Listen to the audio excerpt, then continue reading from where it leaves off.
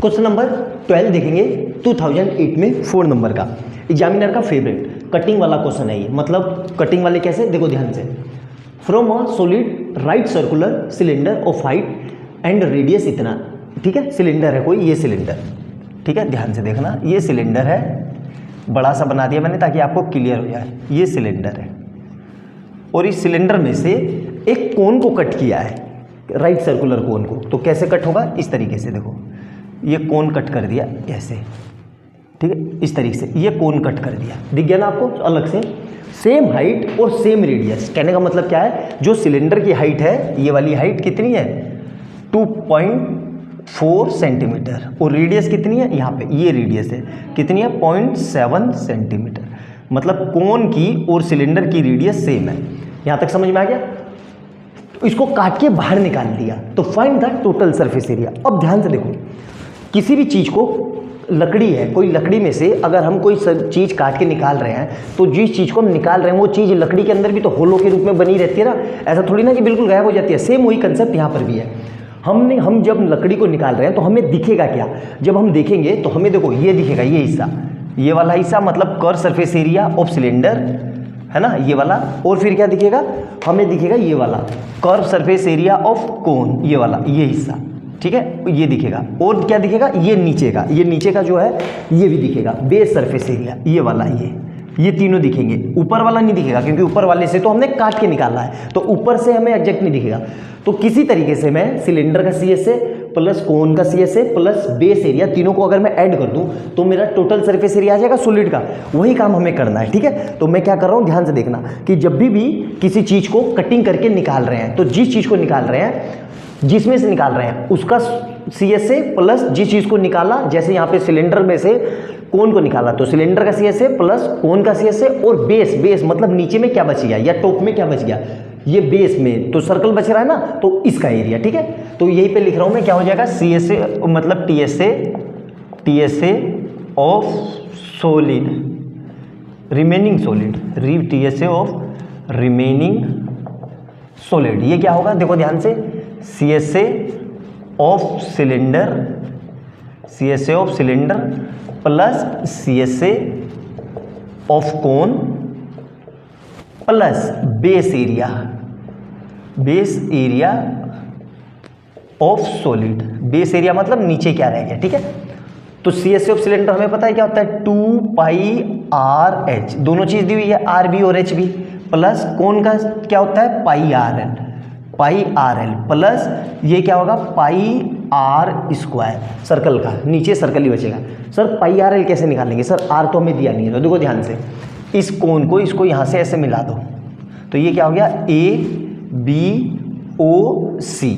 तो ये फिगर बना देता हूँ मैं अलग से, देखो ध्यान से, आपको यहाँ देखो, इन ट्रायंगल AOC क्या लगा, अप्लाई कर रहा हूँ मैं पाइथागोरस, ठीक है, पाइथागोरस अप्लाई कर रहा हूँ। क्या हो जाएगा H² = P² प्लस B²। अब देखो ये 90 डिग्री है, हमें पता होता है 90 डिग्री के सामने हाइपोटेनियस, मतलब ये सलांट हाइट। तो क्या हो जाएगा, मतलब AC का स्क्वायर = AO का स्क्वायर प्लस OC का स्क्वायर।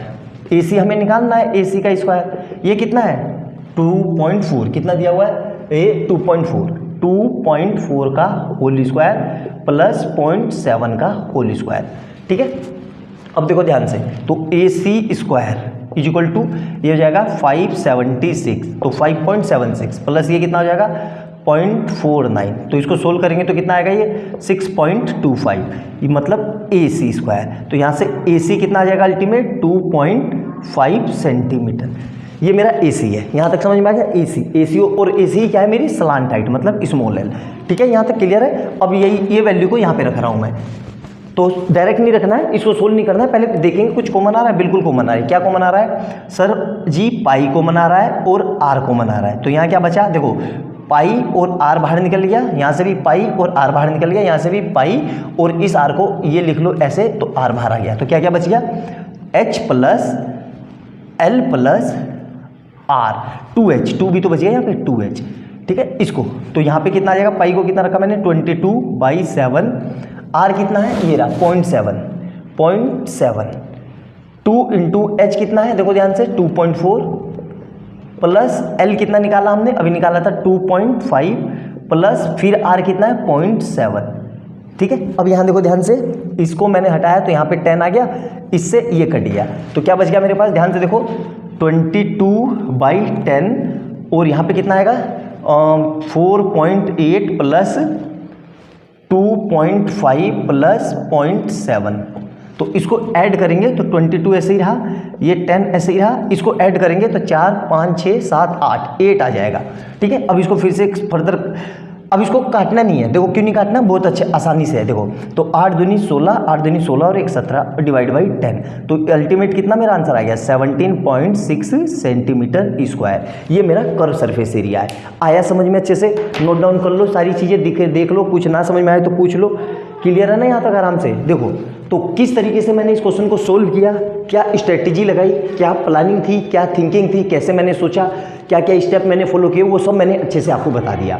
तो आराम से नोट डाउन करना, जितनी चीज़ बताई है उसको अच्छे से लिखना कॉपी में, क्योंकि काट के निकालने वाला एग्जामिनर का फेवरेट टॉपिक है, आता ही आता है एग्जाम में। तो अच्छे से नोट डाउन करना। वीडियो अच्छी लगे तो लाइक एंड सब्सक्राइब कर लेना और बेल आइकन दबा लेना कि जैसे मैं कोई नई वीडियो डालूं उसका नोटिफिकेशन आपको तुरंत मिल जाए। मिलते हैं अगली वीडियो में बहुत ही प्यारे क्वेश्चन के साथ। बाय बाय दोस्तों। क्वेश्चन नंबर 13 देखेंगे, हमारा 2019 में 3 नंबर का आया हुआ है, बहुत शानदार। क्वेश्चन नंबर 12 ही है ये, ठीक है, 13 गलती से लिख दिया। The dimension of a solid iron cuboid are, कोई क्यूबॉइड है, ठीक है, ये क्यूबॉइड बना दिया मैंने, ध्यान से देखना, ये क्यूबॉइड है, ठीक है। इसकी डायमेंशन दी हुई है, डायमेंशन मतलब लेंथ ब्रेथ और हाइट, ठीक है, और इसको रिकास्ट कर रहे हैं मतलब इसको पिघला के मैंने क्या बना दिया, इसको पिघला के मैंने होलो सिलेंडर बना दिया इस तरीके से, देखना ध्यान से।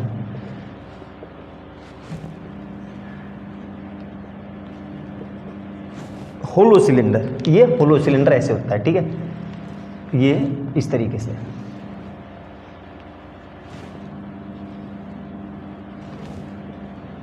इस तरीके से ये होलो सिलेंडर बना दिया, ठीक है। क्या कह रहा है, और होलो सिलेंडर की थिकनेस, ये रेडियस दी हुई है कितनी और थिकनेस दी हुई है, मतलब ये इसकी रेडियस है यहाँ से यहाँ तक, ये रेडियस कितनी दी हुई है 30 सेंटीमीटर, और ये थिकनेस दी हुई है कितनी दी हुई है 5 सेंटीमीटर मोटाई, ठीक है, 30 सेंटीमीटर और 5 centimetre. Find the length of pipe, इस पाइप की लेंथ पता करनी है। तो देखो मैंने आपको पहले भी बताया था कि जब भी हम क्या करते हैं, किसी चीज़ को पिघला के कोई दूसरी चीज़ बनाते हैं तो हमारा उसमें वॉल्यूम क्या रहता है, कांस्टेंट रहता है, मतलब volume of cuboid equal to volume of hemisphere, ये होलो सिलेंडर। वही काम हमें यहाँ पे भी करना है। तो मैं क्या लिख रहा हूँ कि volume of cuboid equal to volume of hollow cylinder, volume of hollow cylinder, ठीक है, होलो सिलेंडर। अब देखो इसमें ये बड़े वाला जो सिलेंडर है इसकी रेडियस है कितनी R2, और जो छोटे वाला है इसकी रेडियस कितनी मानी मैंने R1। तो हमें R1 तो दिया हुआ है, R2 नहीं दिया हुआ है। और सिलेंडर का, होलो सिलेंडर का क्या होता है, क्यूबॉइड का तो होता है L into B into H, और होलो सिलेंडर का क्या होता है pi R2 square minus pi R1 square, मतलब बड़े वाला सिलेंडर माइनस छोटे वाला सिलेंडर, ठीक है। यहाँ तक समझ में आ गया, क्लियर हो गया, यहाँ तक कोई डाउट नहीं होना चाहिए। अब आगे देखो क्या कह रहा है, अब हमें इसकी हाइट निकालनी है। तो वॉल्यूम ऑफ होलो सिलेंडर क्या होता है, और ऊपर से हाइट, 1 मिनट हो गया, पाई R square H minus pi R square H दोनों का सेम है, एच अलग अलग नहीं है, ठीक है, यही होता है। अब इसमें क्या कर रहा हूँ मैं, ये मिटा देता हूँ, ये आपको समझ में आ गया होगा। अब देखो वॉल्यूम ऑफ क्यूबॉइड क्या होता है L into B into H, तो ये हमें दिया हुआ है 4.4 इंटू 2.6 इंटू 1, और इस पूरे में से कुछ कॉमन ले लूँ मैंने कॉमन ले लिया पाई और h को बाहर निकाल लिया, तो यहाँ से क्या आ जाएगा R2 square minus R1 square. यहाँ तक क्लियर है। अब देखो ध्यान से, इसको मैं ये लिख सकता हूँ 44/10 into 26/10 into 1 is equal to, pi की वैल्यू रख दो 22/7, है ना, और h ऐसे ही रहा, ये h तो हमें निकालना है। सर R2 क्या रखें, देखो R2 सेंटीमीटर में है, तो सबसे पहले गलती यही होगी, हमें ये चीज़ किस में दी हुई है मीटर में, और ये चीज़ किस में सेंटीमीटर में। तो एक काम करते हैं, या तो सबको सेंटीमीटर में बदल दो या सबको मीटर में बदल दो। तो आसान क्या है कि इसको हम मीटर में बदल देते हैं। तो ये कितना है 30 सेंटीमीटर, और सेंटीमीटर से मीटर में, या एक काम कर लेते हैं, ये देखो R2 को तो लिख लिया मैंने, R2 कितना मेरा, R2 है 30 + 5 मतलब 35 सेंटीमीटर, और R1 कितना दिया हुआ है, ये दिया हुआ है 30 सेंटीमीटर। R2 35 क्यों होगा, रेडियस फिगर में देखना आप ध्यान से, जो अभी रेज कर दी, R2 क्या होगी, R1 प्लस थिकनेस, तो इसलिए 30 + 35, तो इसको क्या लिख देता हूँ मैं डायरेक्ट ध्यान से, तो इसको यही रखता हूँ, है ना। अब इसको मीटर में बदल देते हैं, तो क्या हो जाएगा ये 35/100, ये सेंटीमीटर में, तो मीटर में बदलने के लिए ये किया, इनका होल स्क्वायर माइनस 30/100 का होल स्क्वायर। यहाँ तक क्लियर है, मेरे ख्याल से यहाँ तक समझ में आ गया होगा, कोई डाउट नहीं होना चाहिए। क्या किया मैंने 35 सेंटीमीटर और 100 से डिवाइड करने के लिए, वो सेंटीमीटर से मीटर में जा रहे हैं तो 100 से डिवाइड कर रहे हैं, और इसका स्क्वायर, तो R2 - R1। अब देखो इसको सोल्व कर कैसे करेंगे, इसको सोल्व करना भी अपने आप में बहुत बढ़िया कंसेप्चुअल क्वेश्चन है। कैसे देखो, तो ये आ जाएगा मेरा कितना 44/10। अभी मैंने काटा पीटी नहीं करी, आप भी काटा पीटी मत करना, क्यों, ज़्यादा आसान है ये। देखो ध्यान से, इंटू 1 = 22/7 इंटू H इंटू, अब देखो इस पूरे में से क्या आ रहा है, 100 है, ये कितना है, ये 100 है, तो 100 में कॉमन ले लूँ तो ऊपर स्क्वायर है, तो बाहर में क्या आएगा 1/100 का होल स्क्वायर। ये पूरे में से कहाँ, अंदर क्या बचेगा 35 का स्क्वायर माइनस 30 का स्क्वायर। ये चीज़ कितने लोगों को समझ में आई, ये चीज़ समझ में आई कि नहीं, ध्यान से देखना, सबसे जरूरी चीज़ यही है कि इसको समझ में, ये समझ में आया कि नहीं। अब देखो ध्यान से क्या कर रहा हूँ मैं, अब इसको, इसमें कुछ आइडेंटिटी लग रही है, कौन सी, ये वाली, A² - B²। क्या होता है ये, A + B और A - B।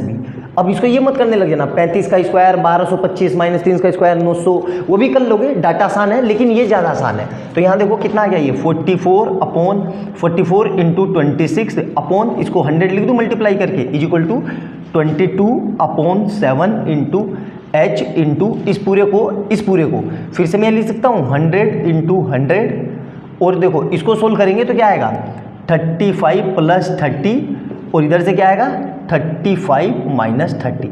ये ज़्यादा आसान है ना। तो देखो ध्यान से, इस 100 से ये 100 कट गया, है ना।